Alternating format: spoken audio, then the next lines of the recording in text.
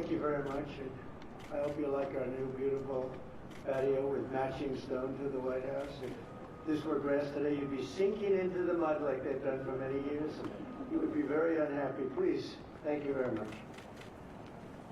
This was a big day. It's a pardon day for a very important beast. On behalf of the First Lady and the entire Trump family, I want to wish all Americans a very, very happy Thanksgiving. It's a great time of the year, and our country is doing really well, economically, like we've never done before. Today, we continue a time-honored American tradition. Well, that's a well-trained turkey. See how happy he is? In a few moments, I will grant a full, absolute, and unconditional presidential pardon to two handsome Thanksgiving turkeys, and this is their lucky day. This is a lucky day for them. But before going any further, I want to make an important announcement, because you remember last year, after a thorough and very rigorous investigation by Pam Bondi and all of the people at the Department of Justice, the FBI, the CIA, the White House Counsel's Office, and the Department of Everything. We have a Department of Everything. You know what that is? I think that's called the White House. Into a terrible situation caused by a man named Sleepy Joe Biden. He used an auto pen last year for the turkey's pardon. So I have the official duty to determine, and I have determined that last year's turkey pardons are totally invalid. As are the pardons of about every other person that was pardoned other than, where's Hunter?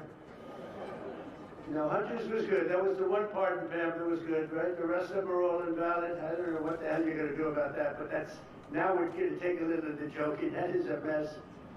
But they're hereby null and void. The turkeys known as Peach and Blossom last year have been located, and they were on their way to be processed, in other words, to be killed. But I've stopped that journey, and I am officially pardoning them, and they will not be served for Thanksgiving dinner.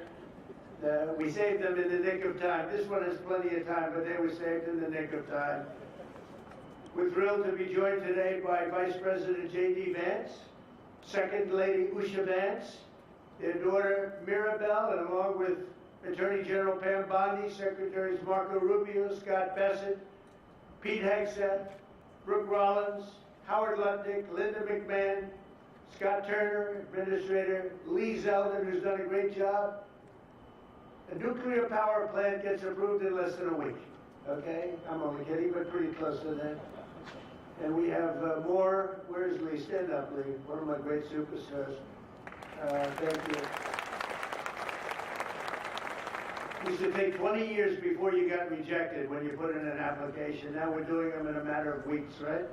And that's why we have the biggest plants anywhere in the world. We're leading in AI. We're leading in everything. Our auto plants are pouring back into our country.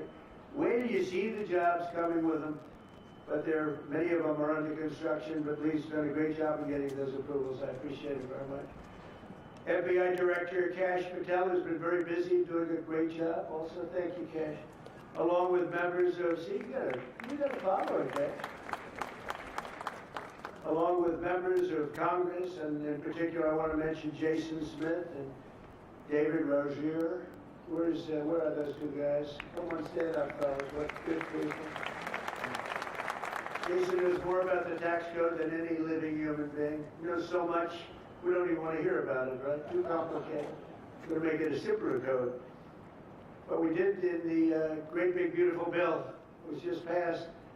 Your imprints all over that, and it's amazing. The biggest tax cuts in the history of our country for middle-income people.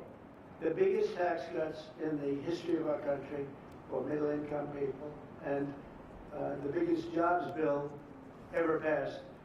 And nobody thought we could get that one done. I'm glad. And we actually put 4 years, actually probably 8 or 10 years, but we put 4 years worth of material into one great, big, beautiful bill. So that worked out very well, and I want to thank everybody for working on it. JD, that was a great, we were going to do it in small bills. We're going to have 18 bills and do it along the process. I'm glad, Scott, that we got it done. because dealing with these Democrats, I think that's all one shot. But we have it all in one great, big, beautiful bill. Thanks as well to the chairman of the National Turkey Federation and the CEO of Butterball. That's a big deal. Jay Jandren. Where's Jay? Thank you. Stand up, Jay. Thank you very much. Along with his wife Leslie and their 3 children, as well as the farmer who raised these 2 magnificent birds, Travis Pittman and Wayne County, North Carolina. I won Wayne County by a lot. That means you had to vote for Trump, I think. I won by 92%. I like Wayne County. They're doing all right, right? And this is like a record-setting turkey that's going to be saved. The turkeys being pardoned today go by the names of Gobble and Waddle. When I first saw their pictures, I thought we should send them, well, I shouldn't say this. I was going to call them Chuck and Nancy. But then I realized I wouldn't be pardoning them. I would never pardon those 2 people. I wouldn't pardon them. I wouldn't care what Melania told me. Darling, I think it would be a nice thing to do. I won't do it, darling. These are 2 of the largest turkeys ever presented to an American president, over 50 pounds each. It's the largest we've ever had. And those are big turkeys. Are they as good as the normal-sized turkey? Better or as good? Do they tend to be a little fatty, maybe? No, he said no. He knows the turkey business. Anyway, despite their size, Secretary Kennedy has formally certified that these are the first ever Maha turkeys. I don't know if I agree with that. These are Maha. In other words, they could be fat, but they're still Maha. They've been fattened on a steady diet of grass, beef, to allow the smoothies and all of the other things that they've been eating for this occasion. This was a really big occasion. But they've eaten every fattening food that you can eat. We wanted to really make them special, and they really are. They're like record-setting. I've never seen a turkey that big before. Are they violent at all? Will they attack as I walk over? Because if they were, I'll stay right up here. But as you know, we're a tough-on-crime administration. We are tough on crime. You know, our border had 0 people coming in for the last 7 months, right? 0. I mean, even I find that hard to believe to be. They had millions and millions of people pour into our border, from prisons, from mental institutions, gang members, drug dealers. They poured in to our country like we were stupid people. We're not stupid people anymore.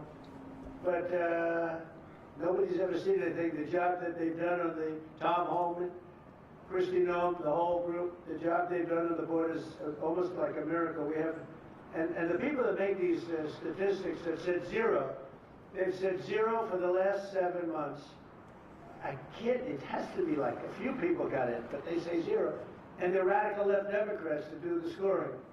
So I can't imagine they did that for us. The truth is, we have no people coming into our country illegally. It's an amazing statistic, and I'm very proud of it. And we have the most people working in the United States today, by far, than we ever had in the history of our country. So those are all good numbers.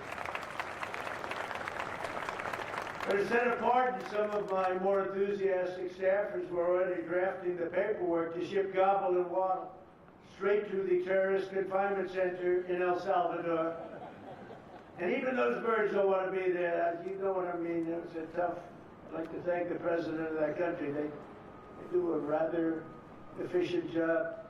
It's got to be the largest prison in history. I've never seen anything like it. And a lot of people are behaving on our streets now. You know, Washington, D.C. is considered a safe zone. This was one of our most unsafe places anywhere in the United States. It is now considered a totally safe city. I won't tell you about murders. We're having murders, like a lot of murders, on a weekly basis.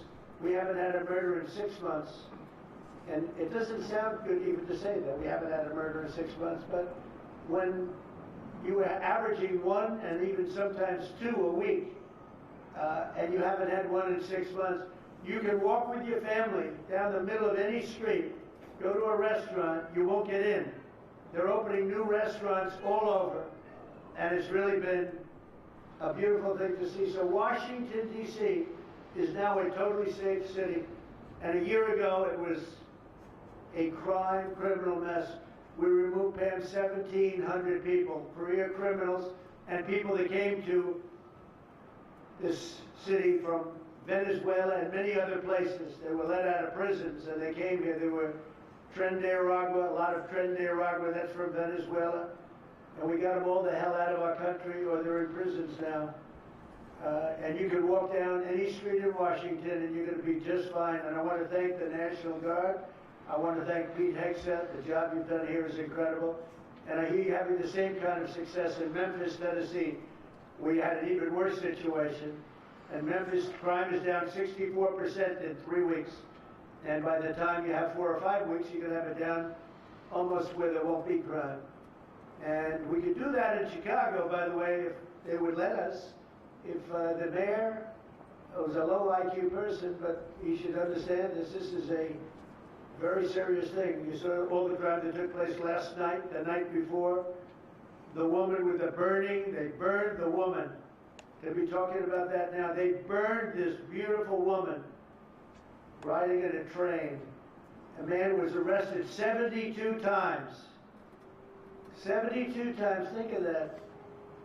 And they'll let him out again. The liberal judges will let him out again. But we're ready to go. You know, we've been moving toward Chicago.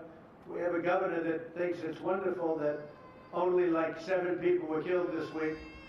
But we are moving toward doing it. We're gonna, if crime gets, it's horrible what's happening in Chicago. We can make Chicago a safe city in a period of 4 weeks. In a period of 8 weeks, 9 weeks, 10 weeks, it would be totally safe. And the people of Chicago want us to go there. And if you look at the crime that's taken place in Chicago in the last 2 weeks, just take a look. It's on the front page of every newspaper. It's out of control. The mayor is incompetent, and the governor is a big fat slob. He ought to invite us in, say, please make Chicago safe. We're going to lose a great city if we don't do it quickly. Make Chicago. We'll do the same thing as we did in D.C., the same thing as we did everywhere we've gone. It's become almost instantly safe. And I want to do it in Chicago. So Governor Pritzker, if you're listening, let's get your act together. Invite us in. We're going to make your place so safe. You're not going to have these crimes that are making the newspapers and the front page of every newspaper, and television story, news story. We'll make Chicago a safe place very quickly. I looked at the various cases, granting mercy, discovering that the terrible trauma that everyone's going through. And I had a little bit of a Pritzker joke. I was going to talk about Pritzker and size, but when I talk about Pritzker, I get angry because he's not letting us do the job. So I'm not going to tell my Pritzker joke. They have a very cute little joke, you know. Some speechwriter wrote some joke about his weight. But I would never want to talk about his weight. I don't talk about people being fat. I refuse to talk about the fact that he's a fat slob. I don't mention it. On a more serious note, as we gather around the dinner table, I'd like to lose a few pounds too, by the way. And I'm not going to lose it on Thanksgiving, I can tell you that. Because I'm going to have a turkey, but it's not going to be that one. I hope all Americans will have the chance to enjoy the fellowship of family and friends and renew our faith in God's providence. 1 year ago, we were a dead country 1 year ago. The King of Saudi Arabia said it to me. He said it to me actually 4 months ago when I was in Saudi Arabia, Qatar, UAE. He said, you know, 1 year ago, the United States was a dead country, and now you've got the hottest country anywhere in the world. We're the hottest country.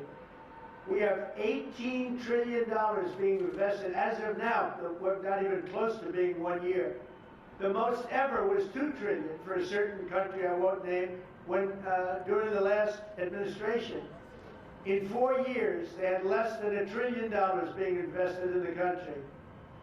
In 9 months, we have over $18 trillion. It's a number that nobody has ever even thought possible. And that's in building plants and building so many things, investments in our country. Nobody's ever seen anything like it. But we have more people working. We have more people praying. The churches are coming back. I don't know if you've been reading that story, but religion is coming back to America. Some people say, oh, why would you mention that? To me, that's a big deal.